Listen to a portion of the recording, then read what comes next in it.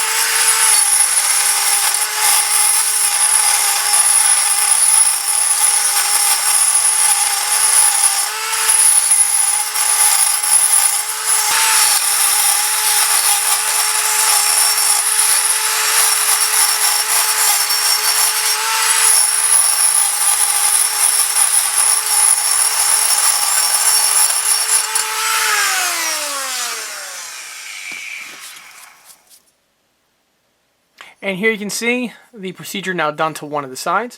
You don't want to remove too much material, you just want to have it again nice and flush with that of the surface. When you're doing the procedure, you want to keep the Dremel or the bit at a nice flat angle so that all of the little cuts on the tool are equally removing the same amount of material, thus making for a nice smooth type procedure.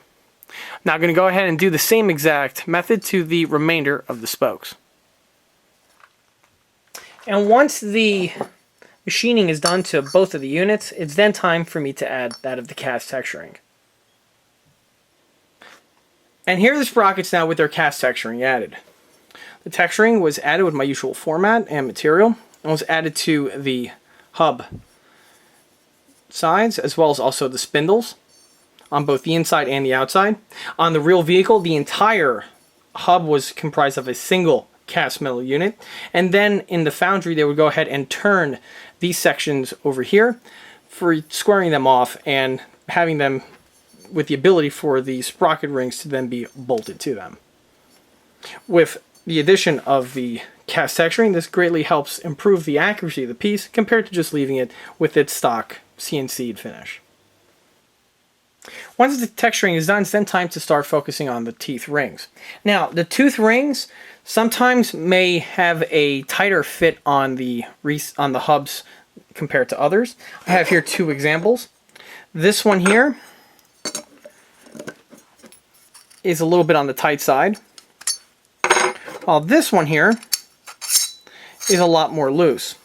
When it comes to installing these, I prefer them to be a little bit looser for the simple fact that when it comes time for alignment of the track, the links, and the fasteners, it's good to have them loose, as you could adjust and fiddle with them to get them to the correct location, as opposed to trying to fight the piece if it's on there really, really tight. Now, to do this mod, I'm going to be utilizing my drill press. Inside my drill press, I have this very large diameter sanding drum.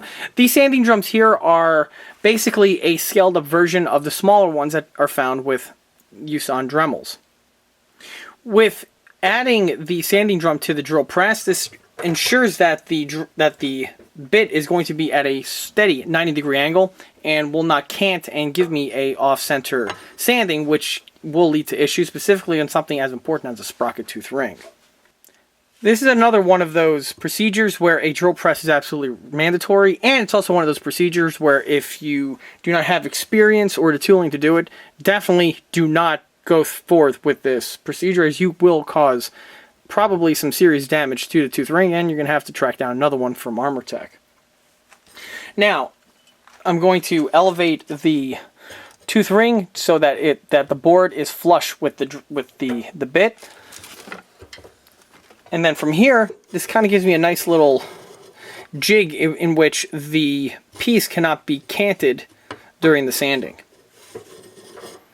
Now, as for the removal, this has to be done basically by eye, and I'm going to go over 1 or 2 passes, and then I'm going to drop the table, test fit the ring onto the sprocket hub, and then repeat if necessary. Obviously do this until the ring is at a nice loose tolerance where it doesn't wobble on the hub, but has enough clearance where it can rotate freely.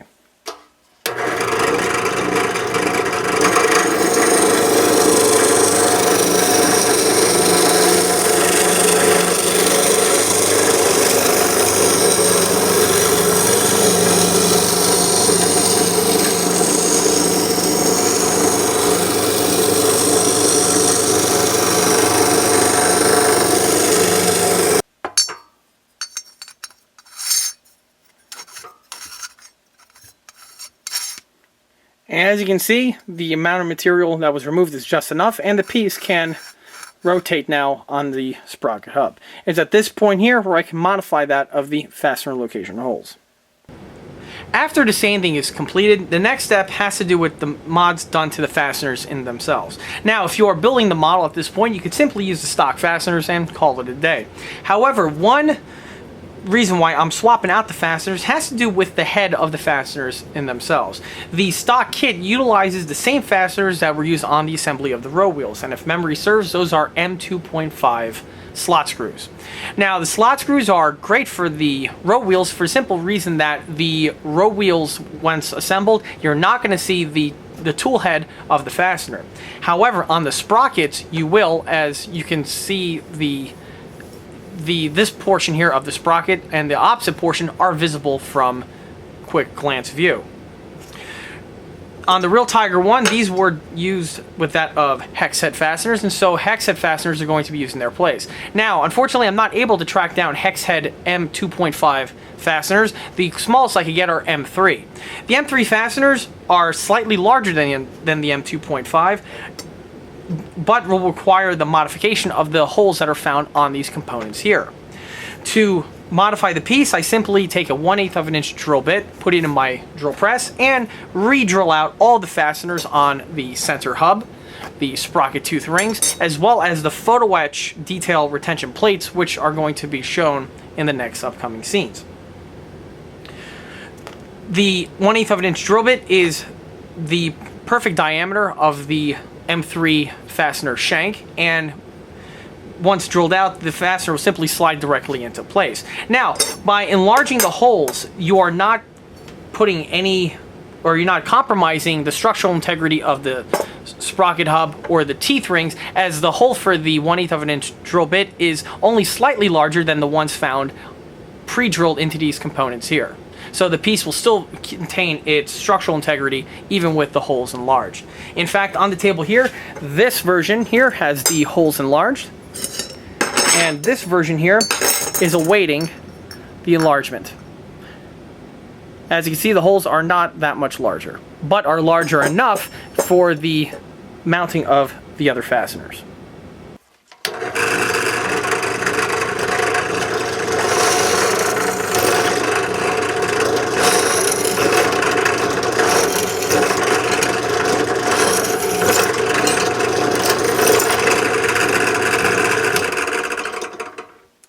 Now, after the teeth rings are drilled out, there is a slight little bird that is found on the reverse side of the housing. This is simply removed with that of a palm sander. A few swipes with this tool, and the back burrs are totally deleted and then ready for installation.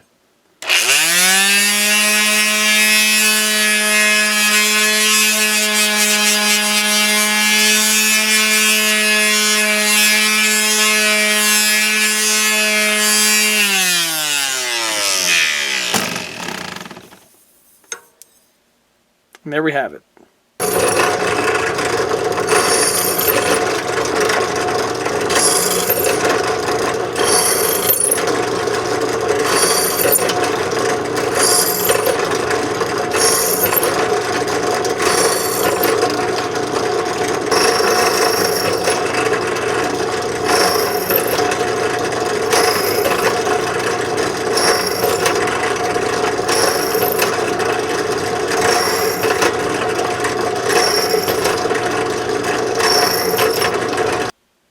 Now, like with the sprocket tooth ring, with the hubs, there are also going to be a little bit of burrs left over. Only on this version here, they're going to be on the inside rim. Obviously, you're not going to be able to use the palm sander to remove these. However, just some sandpaper and a little bit of elbow grease is all that's required to blend away any sort of burr that remains. Once the burrs are removed, I could then drill out also the brass retention plates that are supplied with the kit.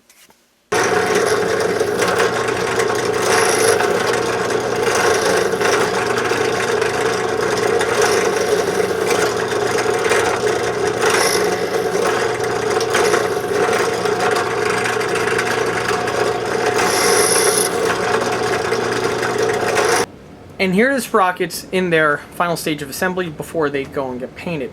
Now, when it comes to the sprockets, I like to first start with mounting the ring to the rear of the piece. This gives me a good baseline, as when it comes time to put on the front face, I could line up the teeth rings with a small little section of track.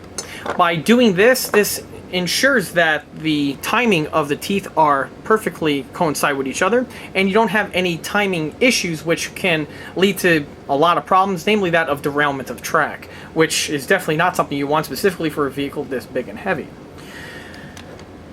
Now, the holes do line up very well on the sprockets, and from what I've seen, you can simply mount them as is, but again, I always like to do this procedure with the ring of track as a insurance policy to make sure and to verify that everything is lining up as it should. Now, as for the rings themselves, they do get mounted on in a certain way. You'll notice that there is a small little recess machined into these rings. Now, if you don't pay attention to the instructions, you could be going along and you'll see that, oh, look, there's a machined recess on the hub, and there's also another machined recess here on the ring. Therefore, this is supposed to fit on the sprocket in this manner. And as you can see, it does fit on very easily like this. However, if you do this, you are going to be in a world of hurt when it comes time for mounting on the track, as if you mount it on this way, one, it's inaccurate, and two, you're not going to have the proper width between the teeth required in order to engage the track, and you're going to have to redo the entire fastener procedure. Again, not something that you want to spend your time doing. So when it comes time to mount on the rings, and this is true not just for the King Tiger, but also for the Panther and the Tiger 1, and also the Panzer IV for that matter, you want to go ahead and mount it in the following format with this recess here on the outside. Now, on the real tank, the reason why there is this recess here found on the ring has to do with the clearance that the sprocket fasteners have to have with that of the final drive and the armored collar. If they protrude outward, they're going to make contact with these sections here and dig into the steel or possibly break a fastener. So the Germans went ahead and designed this little recess here in order for the sprockets to fit in a lot more of an efficient manner. And since one sprocket ring is symmetrical and is used on all of the sprocket teeth, that's why it is found on both sides of the piece, as now you just need to machine one tooth ring as opposed to an inner and an outer ring, which is definitely something that's less ideal, specifically during wartime. You want to standardize parts, and this is one way of doing it. Now, when it comes time to mounting on the little brass plates, I like to, like I more than likely mentioned in the road wheel video, with a plier, I like to bend both ends of the brass piece up like a skateboard, which will give me an opportunity to then, after the fasteners are mounted, to crunch the tabs in their place, which again on the real tank is a way to prevent the fasteners from backing out once bolted on. These will be done after all of the fasteners are mounted and Loctited in place. One more trick to point out when it comes time to mounting on these sprockets, now this is true not just for my revised version, but also for the stock ones as a whole, is that when you're putting them together, you may encounter sometimes the holes that are just slightly askew, where they mostly line up, but they may be a little bit stiff, or there might be just a slight amount of material that's inhibiting the fastener from going all the way through. The best to do this is, first, when it comes time to mounting on the sprocket, you want to first start off with one or two fasteners like I have over here. For this version here, without the securing plates, just one fastener is enough to hold it in place for you to see if the holes are lining up properly. For the one on the outer one, because of the plate, you're going to need to do 2 at a time. Now, when it comes time to check to see if they fit, of course, you're going to want to take some spare track, like I showed before, and I wrapped it around the piece to make sure the timing lined up.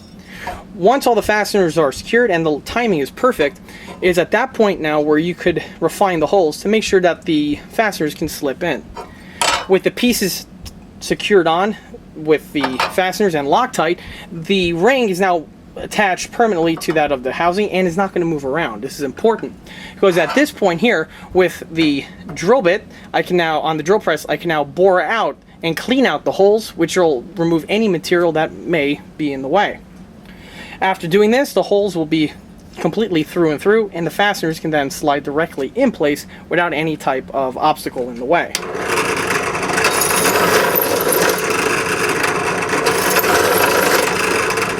Now, if you notice, sometimes the bit removes a little bit of material, and other times the material may not be that much or none at all. This is, again, basically at the luck of the draw and how the pieces are fitted on.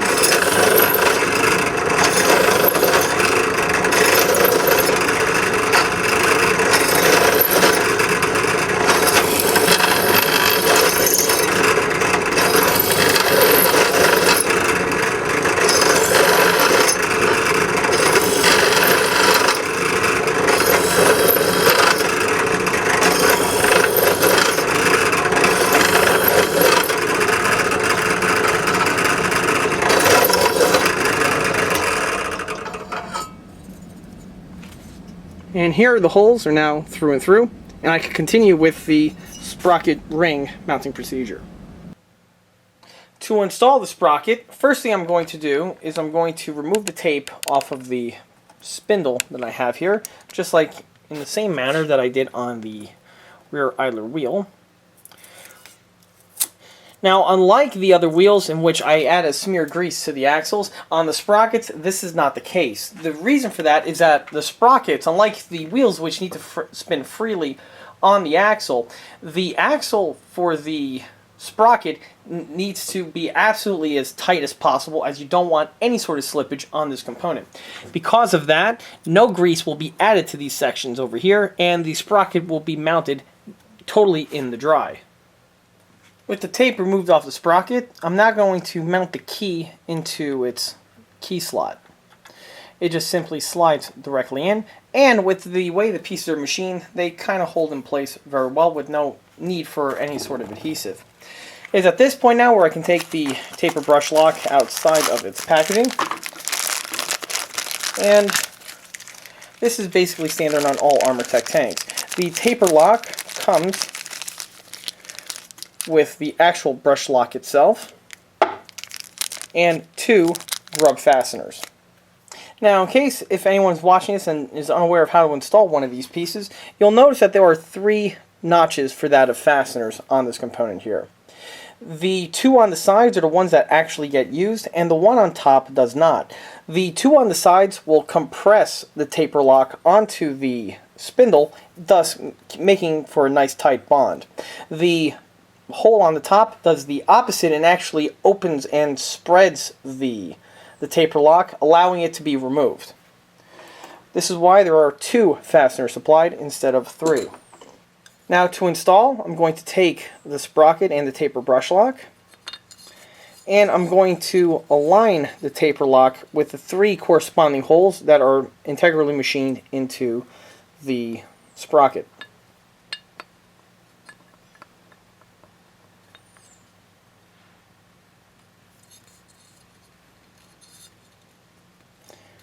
Once they are lined up, you will have this type of a setup. I will now, with a rubber mallet, tap and seat the taper brush lock in to the way you see it here. It's at this point now where I can go ahead and add the fasteners. Now, as for the fasteners, I am going to add a small little drop of blue Loctite to each one.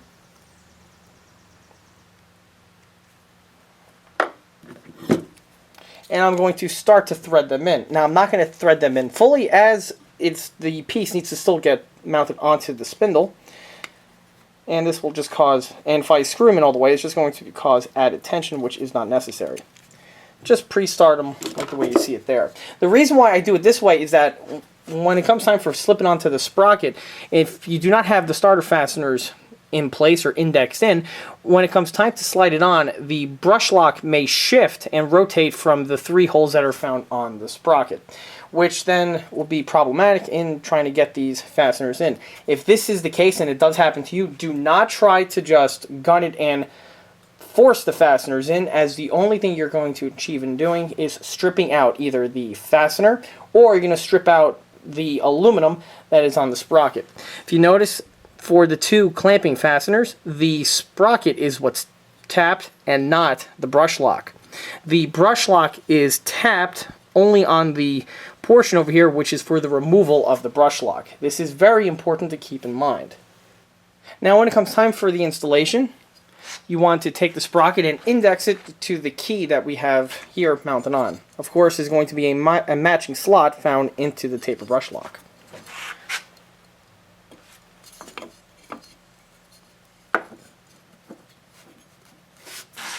Once it is indexed, with a few light taps of the rubber mallet here, it should get onto the spindle. Once the sprocket is on the spindle, it then needs to be further indexed to its correct point. Now, as for adjustment, this is also a very important and crucial stage of the assembly, as the track has to have the exact correct timing while it rolls over the wheels and wraps around the sprocket. If the lateral motion is not properly set, the track is going to want to be forced to go into the cogs onto the sprocket, and this can cause breakages in both track links, as you may snap a track tooth, or what more likely will happen will ensure that the track will be thrown with a lot greater ease and efficiency, both of which are less than ideal and are something that you need to contend with. Now, in order for me to adjust the lateral motion to get it just right, what I do is I typically assemble a small piece of track. Now, this is the same track segment that was assembled from the last scene in order to get the sprocket rings to be properly indexed.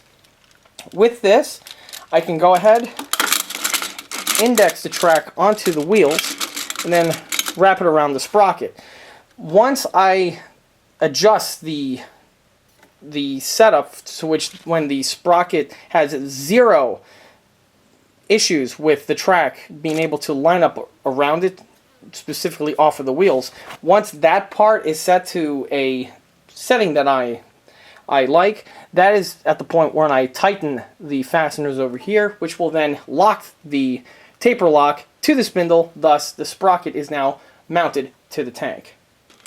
Now, in order to fully adjust the lateral motion, when it comes to pushing it in, I like to use a piece of wood like this, and it acts as a sledge point for that of the rubber mallet and won't mar or damage the sprocket tooth ring in any which way.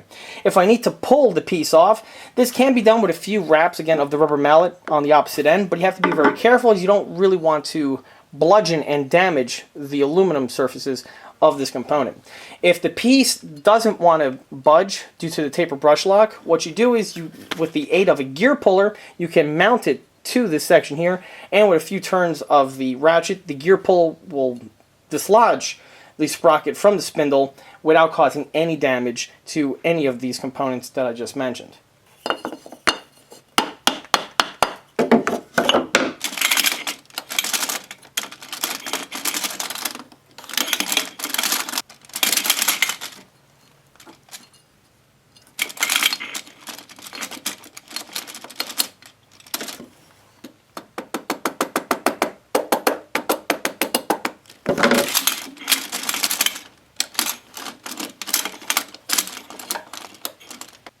Now, before I tighten up the fasteners, I just want to show what the track looks like when it's correctly indexed. You want to pay attention to the holes here of where the teeth make contact with the track. If you'll notice, you want to keep the track as much of in the center portion of the hole as possible. If it's too much to one side or the other, this can cause the track to want to yaw in either the left or the right side, and this can cause problems. When it's dead center like this, everything is correctly indexed and will just flow during the time of operation. Now, another thing you want to keep aware of is the space between the track and the side of the hull over here, you don't really want to have it grinding and meshing along the armor plate. This is, if it is, this is a sign that your sprocket is indexed too far in, as with the way these kits are designed, if you correctly assemble the running gear, the track should have the absolute correct amount of clearance between the sprocket and the sidewall here. Same can also be said with the sprocket itself. If you notice, there's a tiny little gap between the armor collar and the sprocket tooth ring. Again, this is the perfect position that you want the sprocket. It's at this point now where I can go ahead and tighten off these two set screws. Even with tightening the set screws, there is a little procedure with them as well. Because you are tightening one side then the other, you don't want to go ahead and max one out and then tighten the second version. In my opinion, the best way to do it is you tighten one a few turns and then you switch over to the other side and you keep going until you are bottomed out and the piece is on in a nice snug manner.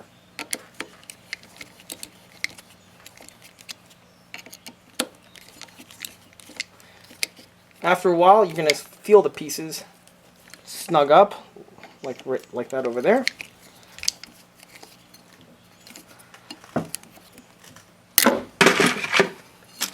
And when the ratchet flies out of your hand like that, obviously the pieces are bottomed out, and there is no lateral motion whatsoever, and the sprocket is now fully mounted to the tank. It's at this point here where I can now install the motors. Once the sprockets are fully mounted, it's then time to mount on the main motors. Now, a common question that I get in the comment sections of these Armortek videos, as well as also emails that I get, is where is it that I get these motors from, or are there any motors or makes and model numbers of motors out there that I recommend for anybody who is doing a large-scale RC tank? And like I mentioned in those comments, I do not buy these motors from another source. The motors that you see here are supplied with the Armortek motion packs. They are acquired from Armortek direct, and there's no aftermarket vendor out there that I get these components from. As for the motors, they are 24 volt powered. They are very strong at what they do, and in my opinion, these motors here are more than capable at propelling the tank with its stock configuration. If anyone is interested, here is the information data plate that shows all of the information that this motor has.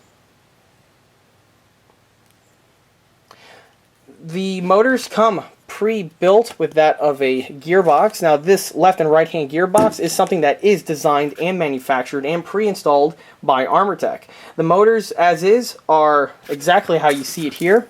The only thing that you need to do is take out this little piece of styrofoam and mount directly into the tank. They are ready to mount out of box with no mods necessary. Armortek designed the gearbox here and is a very efficient gearbox.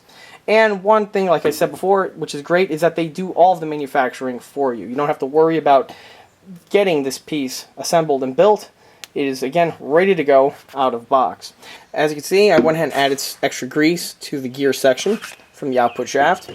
And I have the fasteners ready to go. Now, as for these fasteners here, these are not the kit supply ones, and I replaced them with a set of M5 by 60 millimeter Allen bolts. The difference between this set and the ones that are supplied with the kit is that the kit supply ones are shorter than the ones that you see here. The reason why I went ahead and opted for the longer fasteners are twofold. First, if you notice, I added a lock washer to the fasteners, and the reason for the lock washer has to do with once this piece is mounted on, I really cannot stress enough how much you do not want these fasteners to back off or loosen up on you, as this is a very important bit of machinery to be mounted to the model. The lock washers will help keep everything nice and firmly in place and will prevent it from backing out over time, and specifically as the tank is driven. Now, in addition to the lock washers, Loctite is also going to be used on the threads here to fully mount it into the motor mount. Now, another reason for that of the extra threads has to do again with the length of the kit fastener. In my opinion, the kit fasteners are slightly on the shorter side, and because of which you do not grab nearly as much meat on the motor mount as there are threads actually built into the motor mount itself. With the extra length, you do get a lot more surface area and a lot more gripping section to firmly mount and keep these guys in place. Well, this is an interesting quirk. While I was mounting on the motor to the motor mount, I'm having trouble with getting the motor to fit onto the motor mount in a perfectly flush way. As it turns out, the fastener on this side here, for that of the swing arm, is actually making contact with the little plastic bushing mount that we have on the opposite side of the motor.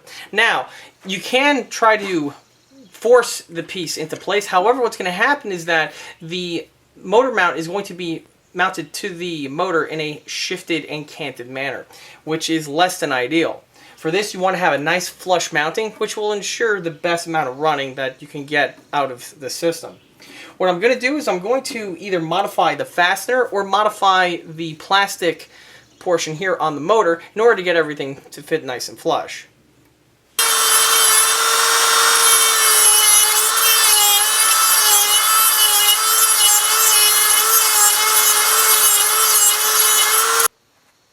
And here's the fastener with its material removed. Now, it's enough material so that the motor can fit, and if I ever need to, for whatever reason, remove this fastener here, this can be done with that of the Allen wrench, or in this case, more than likely, a good pair of vice grips. However, with the way the suspension was assembled, this is something that should probably never need an occurrence. Now, just before I go ahead and remount the motors in, I'm going to go ahead and vacuum up the interior, just so I could pick up all the iron filings that were emitted from the material removing procedure. It's also important to point out that, if memory serves, I had to do this exact same modification on the other King Tiger that I did from Armortek, which of course was from the first or second batch. And here's the motor mounted to the tank now. All the fasteners are firmly tightened, along with Loctite is utilized for the installation. Now, if we could see here, the gearbox mount and the motor mount are connected in a perfectly flush manner. This is exactly what you're looking for when it comes time for installation of these pieces. And if anyone is working on an Armortek tank and gets to this section here, and if the piece is canted in any which way, stop what you're doing, remove the fasteners, and evaluate to see what's causing the piece to not sit on nice and flush. And here are the motors now mounted to the tank. Just like with the one on the opposite side, the one on the right-hand side is on in a nice flush manner and is permanently secured to the model. Now, unlike the motor on the other side, which had that fastener modification needed to have been made, on this side here that wasn't the case and was simply mounted as is. Now, one thing that's interesting to point out is that before, like I said, I swapped out the kit fasteners with that of new longer fasteners, as the kit ones were, in my opinion, not as long enough to mount the piece on in a really secure manner. Now, I originally replaced those with the M5x60 fasteners, which worked perfect for this one here. However, when it came time to mount the same fasteners for the one on the right-hand side, I found that there was a protrusion and the fasteners did not go in all the way as they did on the other unit. As it turns out, the motor mount here was not tapped as deep as it was on the opposite side. So to do this, I went ahead and modified the fasteners by lobbing off about 1/4 of an inch, or about 5 millimeters, give or take, off of each of the fasteners, which made the piece sufficient so that it mounted to the motor mount in a nice secure manner, but it was just the right length so that the pieces were able to torque on with their lock washers in a nice secure manner, and the piece is now permanently mounted. Now, because of this, if anyone is building one of these tanks and want to modify or swap out the fasteners like I did here, rather than going with the M5x60 fasteners, I recommend using an M5x55 millimeter fastener. This should alleviate any issue if the depth and tapping of the motor mount is different from the ones on this vehicle here, or even from each other. The M5x55 is probably a safe bet, as it gives you plenty of an insurance policy of the pieces being able to be bolted on, but still long enough so that they could clamp on and not overextend in case the threading is off. With the motors and the sprocket now mounted to the model, I'm going to go ahead and test the motor for the first time. Now, I have here a 12-volt battery, and I already have one of the leads hooked up. What I'm going to do is I'm going to hook up the other leads, and you're going to see the motor actuate. Once the motor turns, of course, you're going to see the sprocket rotating.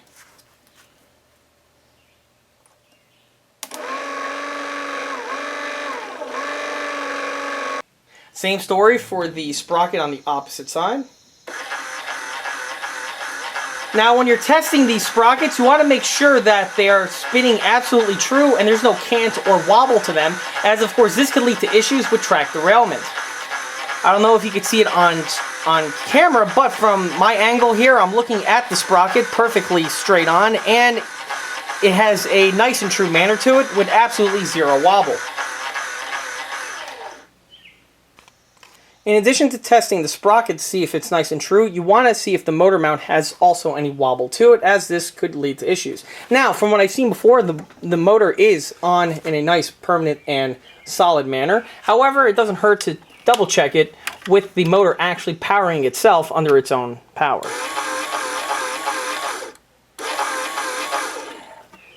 And it's absolutely steady and smooth. This is exactly what you're looking for when it comes time for a motor installation and test run.